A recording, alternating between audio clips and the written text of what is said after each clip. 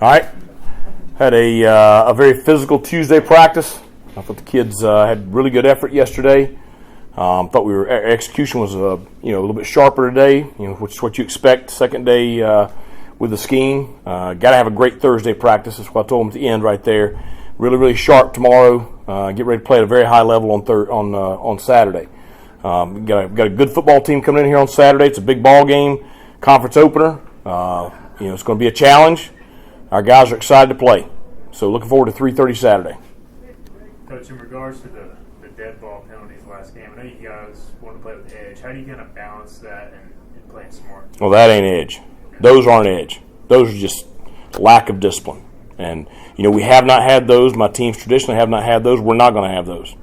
So, there's no excuse for them. We got better composure. It hurt our team. It was dealt with sternly on Sunday. I don't expect to happen this week. Coach, this game sets up to be a bit of a possibility for a statement game. You can find a way to get past this one. It may set notice a bit for some of these other teams to come.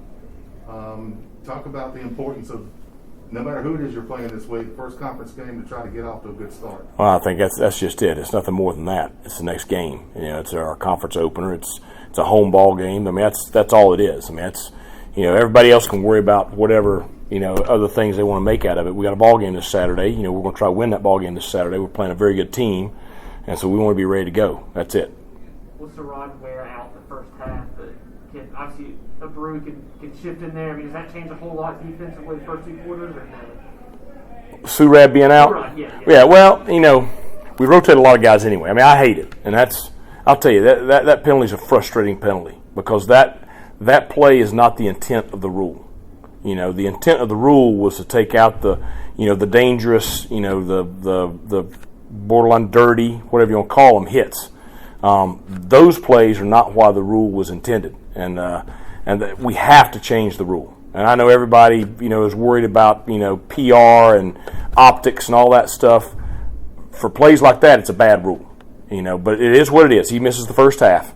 We've been rotating a lot of guys and putting them in there, so the other guys, somebody's got to step up, but that whole group, different guys have been playing better throughout the year. They've continued to play better every week, and so they'll be ready to go, and we'll be glad to have Surad back there in the second half.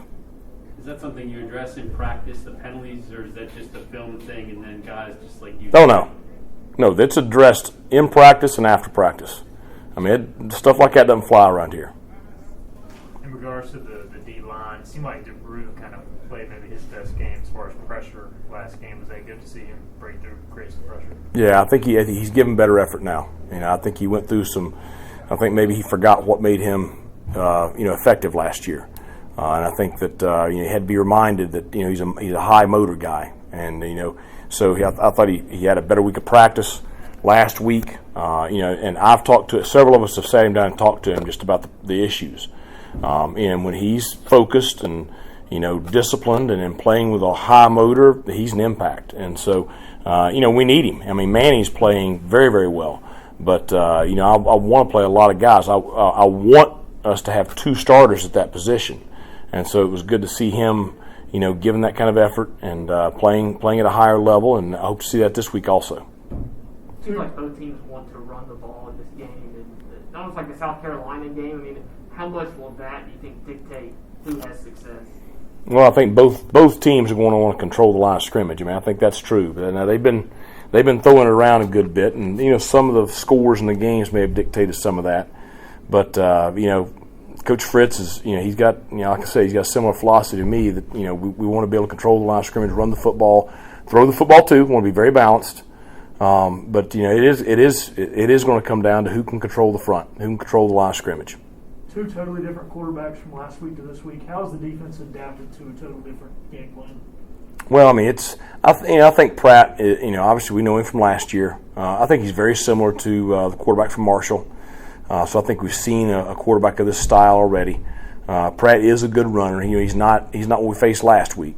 But he's one of the better quarterbacks in this league. He's what we faced, just about every week in this league. A guy that can really, really throw it, is a good runner, but is just a really good pocket passer. So, our kids are prepared for this game.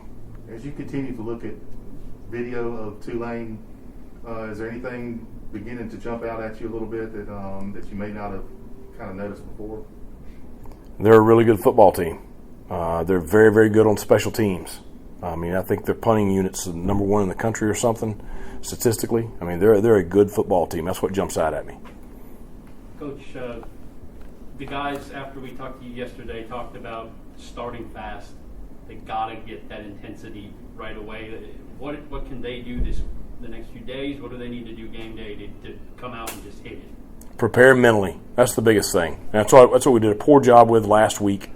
That's literally what I finished practice talking to them about. It's just between right now and 3:30 Saturday, they've got to mentally prepare themselves to play the game the way we want to play it.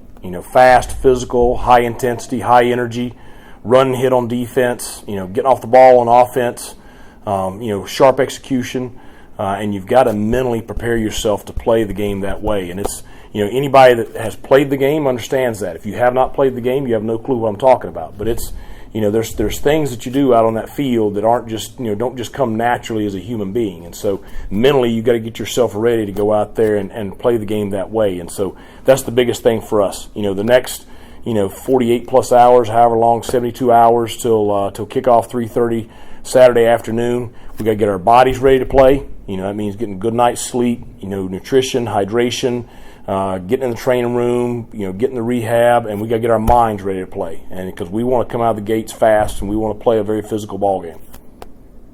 Holton's been a little bit inconsistent the past few games. How has he responded this week at practice, and how do you get him in more of a flow, so to speak? Well, I think he played very well at Marshall.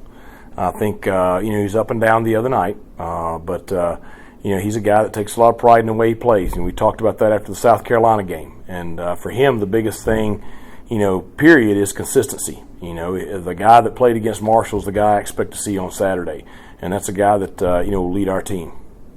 Coach, how do y'all deal with heat internally? When it comes to family, friends, media members, whatever during the season? Do y'all take that and kind of internalize it and put it in the burn pile to make motivation with? Heat? It just terms of I guess talk or whatever. Well, if we're paying too much attention to that, then we got our eye on the wrong things. Everybody told us we stunk after we lost to an SEC team by 3 at home. That was kind of, in my opinion, stupid. I mean, we didn't listen to it then. Okay, everybody told us last week what a great job we did against Marshall and what that game was supposed to be last week, and I'm afraid that too many of our kids listened to it last week. And so I think that was the lesson that was learned is, if it's not said in this room right here in your meeting room, then you guys kind of filter it out. It's just got to go in one ear and out the other. I don't read much stuff, and so because you can't. You can't pay attention to that stuff. You got to focus on what's important. Anything else? Thanks, Coach. Okay, thanks a lot, guys.